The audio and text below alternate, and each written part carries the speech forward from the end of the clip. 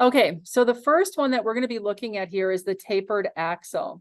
Now, as we look, you're going to notice that there are some instructions here where they want the origin needs to be at the center line on the center line at the center of the axle. So that means that right down here in the middle of, this 1 inch shoulder, we are going to be having, the center of this axle.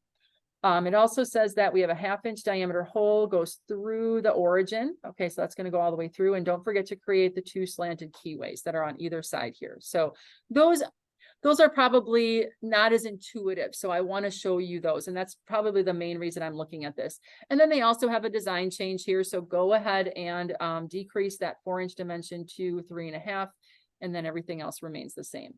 So, so let's go over to Creo and get started. So I've got a fresh session of Creo started here. Select your working directory if you haven't already done so. And then we're ready to start new. Okay, this is going to be tapered axle. I think this is like number 3 for me. There we go. And we are going to go in on the revolve to make the outside profile first before we do the hole or the keyways. So we're going to do a revolve, define front view, and go down to sketch. Okay. And what we are going to do with this is, looking back underneath, I'm going to create this part of the profile first, get it all in place, and then we're going to mirror it over to the other side. Okay. All right. Start with my line here. And again, sketching the profile. And then we're going to close it. Okay. Go back to the origin and then up so that I get a closed profile that I'm anticipating. Oh, what didn't I do? How do I know? I didn't do something. I was jumping ahead. I didn't do a center line. So I'm going to go ahead. I'm going to delete this. I don't even know if it would do it. I should have tried. I know I usually always remember to do it. Come on. Center line. There we go. Okay. Now let's try it again. See?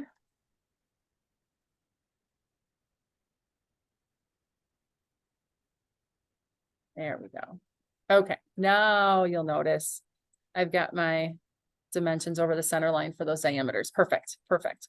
Okay, so now what I want to do is I want to go around and I want to add my dimensions. So over here, this is going to be 4 inches. Now this dimension for right now, I'm going to do a 1/2 inch. The total width is 1 inch, but I'm on one side. Remember, I'm right in the middle. So this is going to be 0.5. This is going to be 3 inches.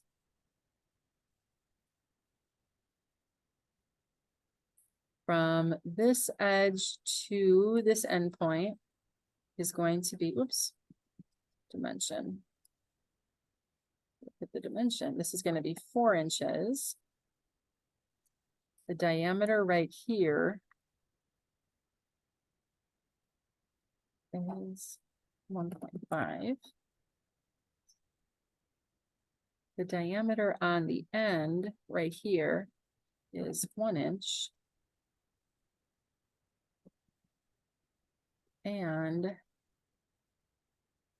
that end is 1 inch as well. So here's a dimension from here to here. It's 1 inch. I think I got them all.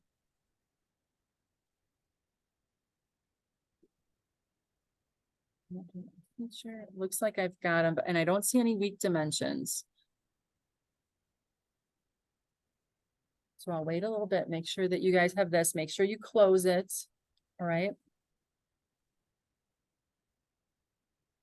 Now, once we have this profile, once we have the profile, we're going to select it by putting a window around it. Left click, drag, drag, drag, drag, drag, and then release. And now you're going to notice that the mirror function becomes available. So I'm going to click on that mirror function, and then I just need to hit the origin, the vertical line origin, and then middle mouse button. Now, you're going to notice that it has this vertical line right here, okay? We don't want that. We had to close it, so there would be a closed loop when we were doing our initial sketch, but now we want to go up to the delete segment, click on that, and then just drag across those two twice if you need to. And then now you'll notice when you middle mouse button, you should get it to be like a closed, its own closed loop now, okay?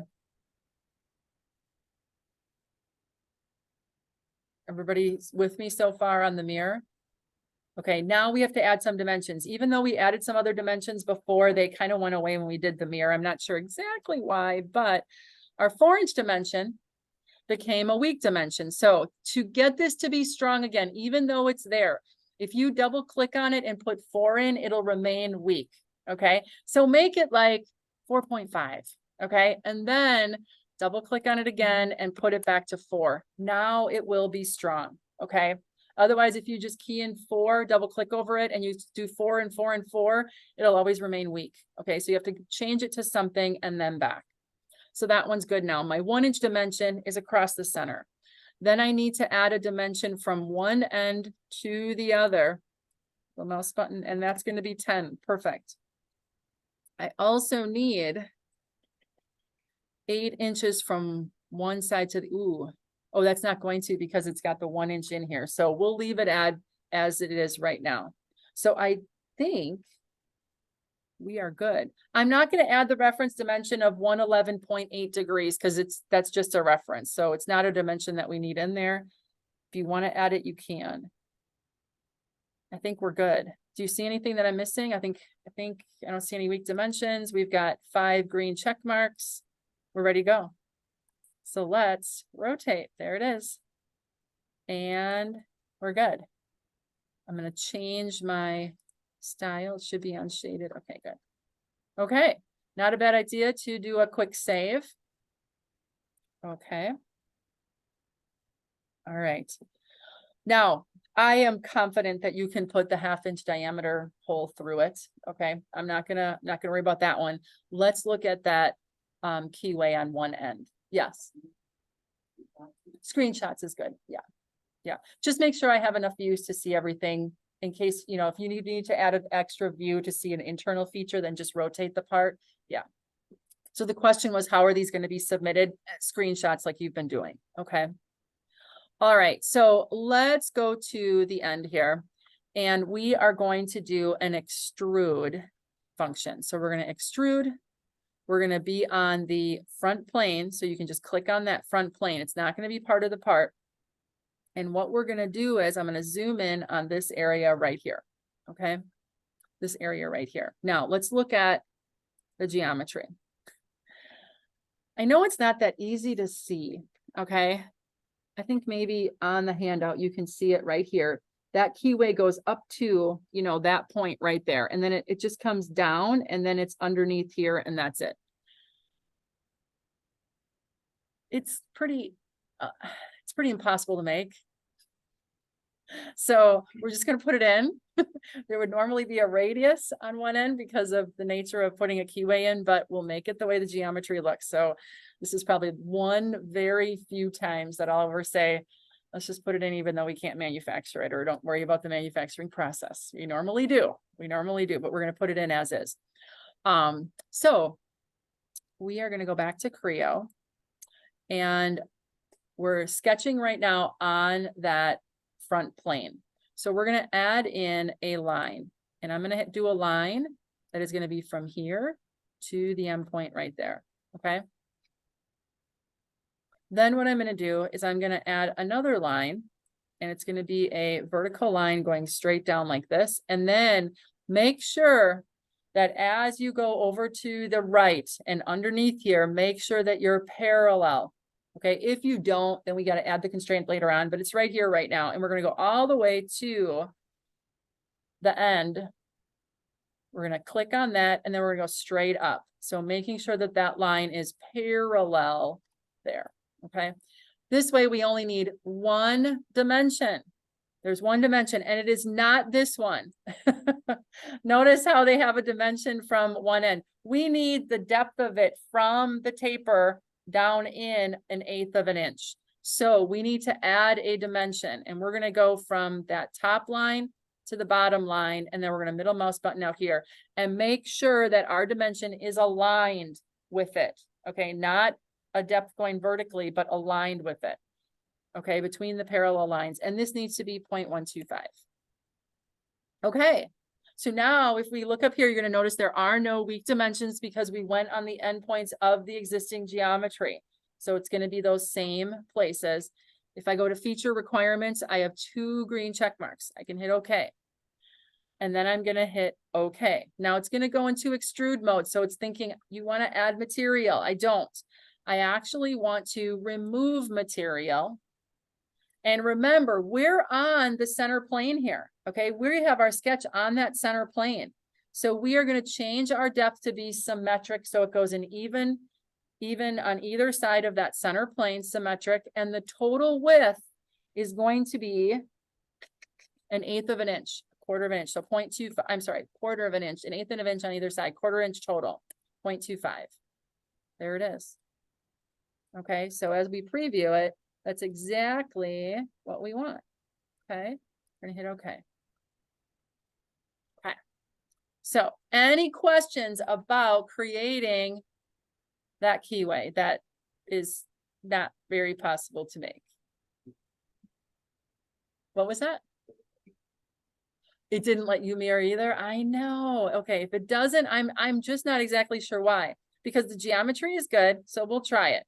I have extrude selected. I'm on my model ribbon at that, I call it the feature level, and I'm gonna click on mirror, okay? And I have it selected, and all I need to do is I need to select my mirror plane, which is right here. Yeah, the mirror failed. I don't know why. I really don't know why. I'm just, the geometry looks good, so it doesn't like it. It's fine. It's fine. It doesn't have to. So we're just gonna click cancel, and we're gonna say yes, cancel. And guess what you get to do? How are we gonna get that other keyway in there? Which plane did you put the first cut on? The front. You could you mirror the sketch part of it instead of the feature itself? Because I just put both of them in on the front plane. I didn't even think of that. Okay, so you put, okay, I see what you said. You're saying, so instead of mirroring them on the feature level, do it on the sketch and then do the extrude. Yeah, that should work. Because all of the, I mean, you're basically just you have two parallel lines that are at that angle, and one of them is basically Right. on the surface. So that's Right. that one's easy to make. Right. So yeah, let's try that, David. That's a great suggestion. So let's go back to extrude, expand it, go to our sketch, or they call it section 1, and we want to edit definition. And now we're going to have our sketch back, right?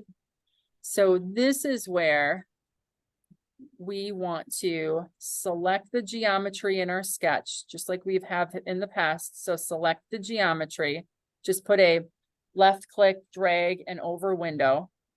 And then mirror becomes available. So we're going to mirror that geometry. We're going to select the plane on the middle here, this center plane or the right plane. And then you shift over here. It looks like it did it. Yeah. So then now we're going to hit okay. And, oh, that's right.